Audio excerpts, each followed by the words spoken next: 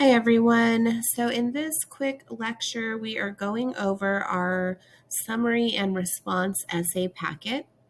You can see that on the first page of the essay packet, we have a table of contents so that you can easily access different parts of this packet because it's a pretty lengthy packet.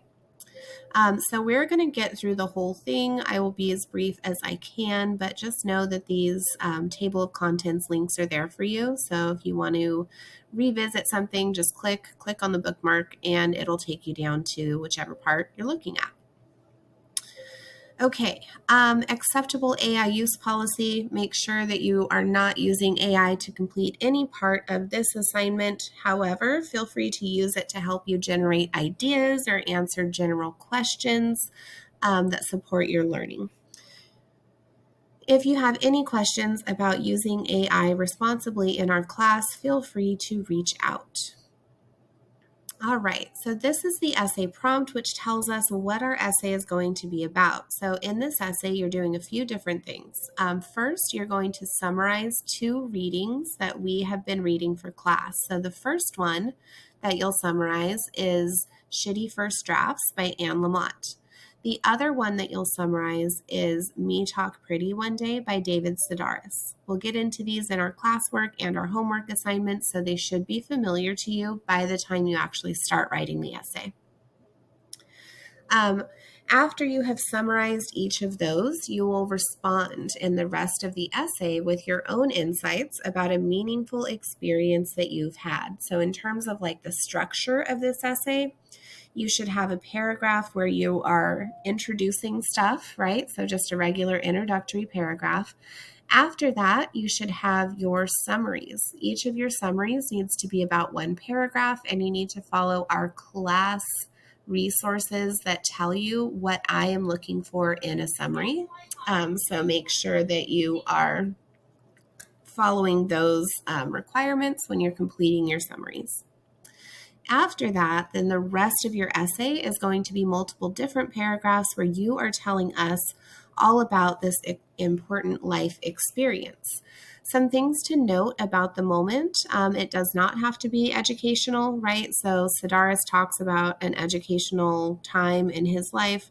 Lamott talks about writing. You do not have to talk about those things. It can be any kind of moment that was important and impactful for you. It should focus on something that happened over a short period of time. So this needs to be focused on minutes or hours and not more than 1 day. So if you write about an experience that happens over multiple days, you will definitely not meet the requirements of the essay. So make sure that you follow that guideline and ask me if you have any questions. Your goal in this section of the essay is to slow things down and help readers feel like they're going through this experience with you. So we'll use our Norton textbook readings to help you slow things down and do some personal narrative writing. So keep those things in mind. You can also look at our sample student essay, which we'll get to in a moment. Basic requirements.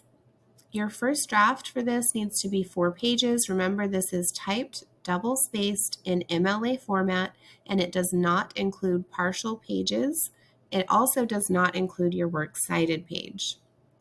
After that, you need to turn in a significantly revised final draft that is 5 full pages, and you need to make sure that you turn those in by the due date, which you can find in your schedule of classes.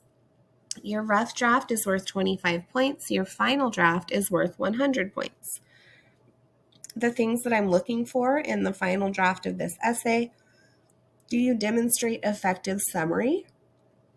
Do you demonstrate the ability to write descriptively and enter a conversation by summarizing some important moments in somebody else's life and then turning your attention to responding by sharing an important moment in your life? I'm also looking at your ability to write fully formed paragraphs with a clear purpose and relevant details, and for your ability to use MLA formatting. I have a final draft rubric here. Remember that when you turn in your rough draft, you're automatically getting full credit. That one is an A for effort kind of situation, right? You turn it in, you have the 4 pages that I have asked for, you address the things that I have asked for, and you get full credit. So even if it's a not great draft, that's okay. You'll still get the points. Then we will discuss what needs to be revised in your essay.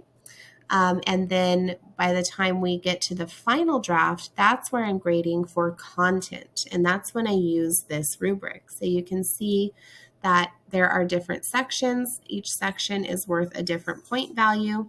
And you will get a rubric that tells you what your essay scored in each of these sections. That's how you'll know what your final draft got.